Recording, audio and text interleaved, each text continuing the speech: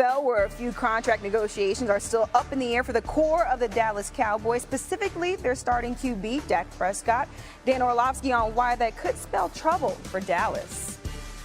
It's a huge mistake to have these three unknowns. They're the three most important or best players on the team, if you include DeMarcus Lawrence and Zach Martin in that conversation as well. So it's a huge mistake to be sitting here with all these question marks. Here's the most interesting thing about this for me. If Dak Prescott goes and has a 2024 season like he did 2023, he's going to get $1 gajillion from the Dallas Cowboys, right? We all believe that. It was an MVP type of season. If it ends the same way, my goodness, that is going to be a fascinating situation. But if he has that season, do you really fire Mike McCarthy? For more on the Cowboys, we bring in our senior NFL insider, Adam Schefter. And Adam, a lot of question marks with this Cowboys core. You talked about Dak Prescott. We heard him talk about CeeDee Lamb as well. Where do things stand with those two players, starting with Dak Prescott? Well, it's been quiet, and it continues to be quiet, and I think it will ramp up at some point before training camp. You heard Dan Orlovsky refer to the fact that Dak Prescott may get $1 gazillion. I don't know that it's going to be a godzillion, but there's no player in football with more leverage than Dak Prescott, who cannot be traded due to a no-trade clause, cannot be tagged due to a no-tag clause, and if you can't be tagged and you can become an unrestricted free agent in the prime of your career at the quarterback position, that gives you more power and leverage than any player in all of football. The Cowboys have been talking to CeeDee Lamb as well, but also they have not been able to make enough progress right now to think that a deal is going to be done anytime soon. I'm sure they'll continue to revisit those talks in the hope that they can get together. CeeDee Lamb had been waiting for the Justin Jefferson deal to get done. Now that it's done, we know that Jefferson came in at $35 million a year. I don't know that CeeDee's going to get there,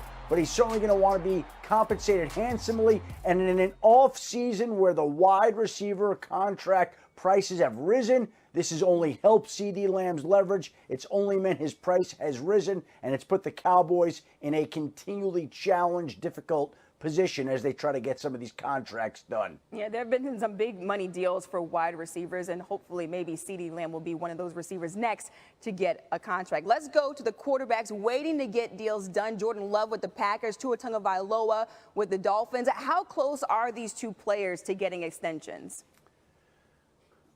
Well, there's open dialogue between the player and the teams, but the fact of the matter is this is a very quiet time of the year typically. And so the Green Bay Packers would like to get the deal with Jordan Love wrapped up, but as has been the case with CeeDee Lamb, the price has risen.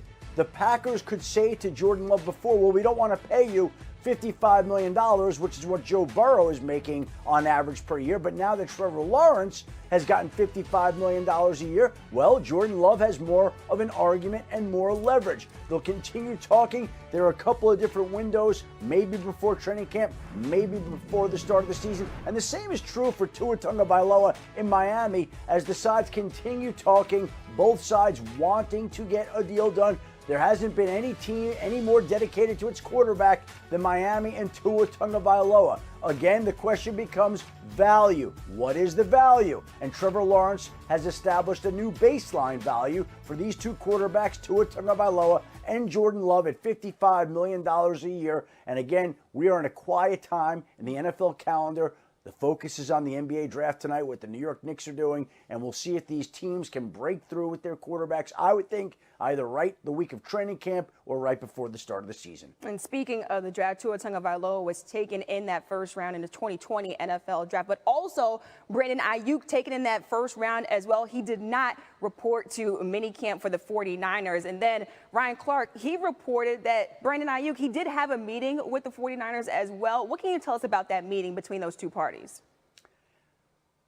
I think it was a meeting just to get together to keep the lines of communication open between Brandon Aiyuk and the 49ers. Look, he's been disgruntled. There's been a lot of noise surrounding Brandon Aiyuk this offseason, and he's wanted to see if he can either get paid or get out. So one of those two scenarios is in play. Neither one has happened. So when he met with the Niners on Monday, I think it was to keep the lines of communication open in person, get an understanding of where they're at. And the Niners, I can tell you, absolutely want to keep Brandon Aiyuk. But with the rising prices on wide receivers, the two sides have been unable to get a deal done so far. They'll continue talking. Niners want to keep him, but it's going to be tough in a wide receiver market where the prices have gone up so dramatically. And finally, we know that Travis Kelce, he's involved in a love story of his own. Shout out to the Swifties on that one. The Chiefs, though, they're also going to be involved in a love story a little bit later on this year. What can you tell us about that? Well, they're going to be in a Hallmark movie. It's not enough to win 2 Super Bowls. So now it's going to be a true cinematic experience revolving around the Kansas City Chiefs, a Hallmark movie. Look, this is an organization that needs some good news. They've had a number of off-the-field issues this offseason. They haven't gotten approval for stadium renovations. They've had a lot of issues. So here's something that everybody can feel good about. They're going to start filming this movie. The Chiefs will start starring in it. As if this organization hasn't got enough attention, there'll be even more coming to it, coming soon to a theater near you. And I think in advance we can give it 2 thumbs up. Look, you got 2 Super Bowls, back-to-back Super Bowls, and now you got movie stars also on that roster as well. Adam Schefter with some great insight right there. Thanks so much, Shefty. Ahead on SportsCenter, how likely is it that the Rockets make a play to trade for Kevin? He's pulling a U-turn. He's agreeing to terms with the Broncos. Help is on the way. Help is on the way. Throws it down the field. It's caught at the 10, and this game is over. The Cowboys win it. He is decked. Down he goes. The ball is loose. It's picked up by Dallas and Armstrong. He's got